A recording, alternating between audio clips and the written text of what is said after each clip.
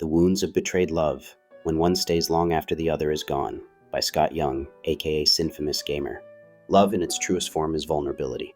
It's giving someone not just access to your heart, but the key to your inner world. In relationships, when two people come together, it's rarely ever a perfect balance. One person often dives in deeper, loves harder, holds tighter. And when that relationship ends, not because love ran dry, but because something in the foundation cracked, it's the one who loved most that bleeds the longest. In every relationship, there are countless factors at play: communication, emotional history, personal traumas, desires for the future, trust, compatibility, and timing. We tend to think that if a relationship ends, both parties walk away equally heartbroken, equally torn. But reality paints a much crueler picture. For the partner who was more in the relationship, more emotionally invested, more in love, more committed to building a life together, the breakup can feel like a slow death. It's a shattering of dreams, a dislocation of identity, a betrayal not just of the bond shared, but of the trust they gave. And the healing? It can take years.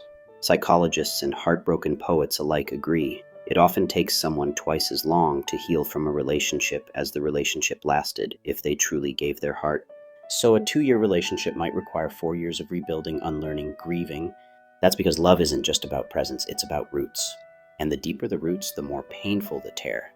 Meanwhile, the other partner, the one who was less in it, whose heart wasn't fully on the line, often seems to move on like it was nothing. Sometimes they even emotionally check out before the relationship ends. They may already be lining up their next partner, already texting someone new, already dreaming of freedom. For them, the end isn't a collapse, it's a quiet escape. This disparity is what makes betrayed love so brutal. It's not just that your partner left. It's that, in hindsight, it feels like maybe they were never really there. You replay moments, conversations, laughter, wondering if they were ever real or just performed. You question your worth, your instincts, your sanity, and worst of all, the pain feels one-sided. You're shattered while they're smiling. You're crying alone at night while they're posting photos with someone new. And that betrayal of time, of truth, of emotional equality cuts deeper than any breakup alone ever could. But here's what we often forget. Those who move on quickly are not stronger. They are simply more disconnected. Real love leaves echoes. It lingers in the halls of your memory and in the quiet spaces of your day. It hurts because it mattered. The time it takes to heal is not a weakness. It's a measure of your depth, your authenticity, your humanity. So if you're the one still mourning months or years after a breakup, don't shame yourself. You're not broken. You just loved fully. And though that love was betrayed, it still speaks volumes about your capacity to care, to commit, to believe. Someday, someone will match that energy. They'll meet you in the middle with the same open heart. And when that happens, the pain of betrayed love will no longer feel like a curse, but like a lesson you survived to find something real. Until then, let yourself grieve, let yourself feel, and remember, the heart that breaks slow is the heart that loves deep. 7 Years to Heal, a survivor's reflection on love, labor, and letting go.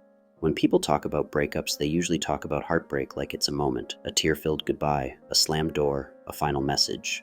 But for some of us, heartbreak isn't a single moment. It's a slow unraveling of our spirit day after day, until we're left standing in the wreckage of something we fought so hard to save.